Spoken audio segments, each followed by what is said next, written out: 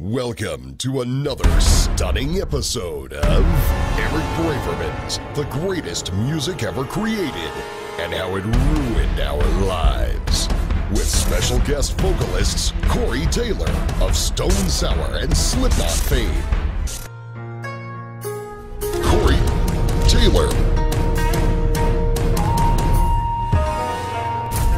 Out And you're fucking a musical genius. Well, I do my best. What the hell happened in Iowa that caused all the emotional trauma? That through your whole career of music, I mean, it looks like a lot of emotional trauma. Yeah. Whether it be Slipknot or the Stone Sour now. It was just a brutal growing up, you know. I mean, and I was so kind of, until like just recently, but when I was growing up, Iowa was so kind of isolated, you know. I mean, it was just, you know, there wasn't anything cool, there wasn't anything great about it, and you know, you grow up in that kind of white trash mentality, you're going to deal with a lot of crazy shit, you know. So I grew up with abuse, I grew up with, you know, moving around a lot. I grew up, you know, I didn't know my dad until I was 30, you know. So I mean, I grew up with a lot of strikes against me, being poor. It just wasn't the best. It wasn't by far the worst, but it wasn't great, you know. So when I first started kind of learning how to play music, that's how I invented, you know. I mean, that's how I got it out, and luckily I did. I mean, I could have gone a whole different way with things. But what about now with Stone Sour? There's still, the songs mainly seem to be about emotional trauma. Are you still getting that out? Yeah, oh yeah. Well, it's nothing to do with back then. Let's put it that way. I mean, I've got that all out of my system. Now it's like more recent crap, you know? I mean, it's like the last 5 years have been a roller coaster for me, you know? I ended my first marriage, kind of went through a weird 2 to 3 year craziness, you know, kind of, you know, dated a couple people, didn't really work. Then I met my new wife.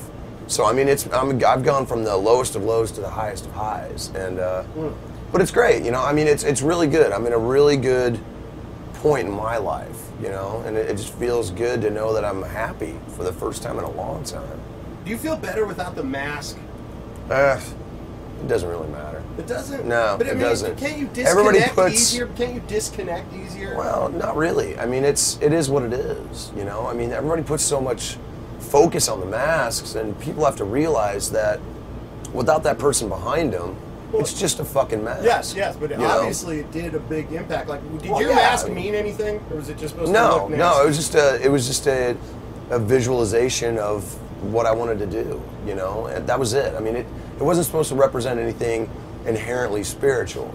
It was just my way of kind of turning that mirror back on everyone else. Well, you know, you said the spiritual thing. When I go to a Slipknot show, and I thought this in my mind the first time when you played the Celebrity Theater here in this town, that in the round I remember. I thought someone was going to get hurt, but that I looked at it like the greatest heavy metal like puppet show in the world, like a Godzilla movie. It's like, it's great, but you know, it's these crazy puppets or things climbing around. Yeah, well, I mean, there was always that element of danger, though. I mean, there always has been. I mean, even up until the All Hope Is Gone tour. I mean, there was just that element of, you don't know what the hell is going to happen. Well, what's the worst injury you ever received performing? Worst injury? Oh Christ, I've had several. I almost detached my retina. I've had lacerations on my corneas. I've had to play whole shows with eye patches underneath the mask. My legs have been set on fire. I broke my toe.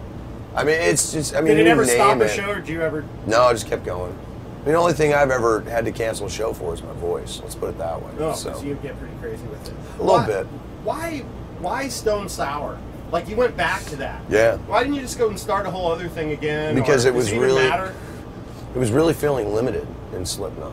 You know, it really was. And I'm the kind of guy, I mean, the whole reason that I joined Slipknot in the first place was the reason that I kind of ended up going back to Stone Sour, ironically, is because I wanted to do something different. I wanted to expand musically.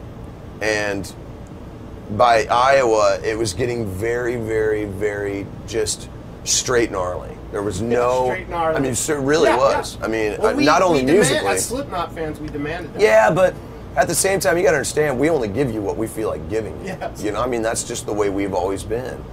And I had to be able to make different kinds of music. And I wasn't getting to do it with Slipknot. But you went back to Stone Sour. You didn't start another thing. You didn't start like the Copper Biscuits. I went with what I knew. Okay. You know, I went with what I knew. I mean, Stone Sour was the first band I'd ever really started. You know, I mean, it was the first real band that I was ever in. So to go back to that just made the most sense. Is it named after a cocktail? Yes, it is. So that's another thing, you know, our show, The Greatest Music Ever Created and How It Ruined Our Lives, is always, you could have named it after a kind of a cake. Yeah. You know, but you named it after a cocktail. Yeah. Did that play into it just ever? Like, hey, it's named after alcohol? No, not really. I mean, we just thought it was a cool name. You know, we saw it on a drink menu at a bar, and we were just like, oh, it's kind of fucking cool. You know, and it just stuck. You know, it was a really cool kind of dichotomy too. There was this like almost unconscious dichotomy between Stone and Sour. You know, you almost got like two ends of the spectrum. You know, and for us, it was just like it just kind of metaphorically just made sense. Corey, Taylor,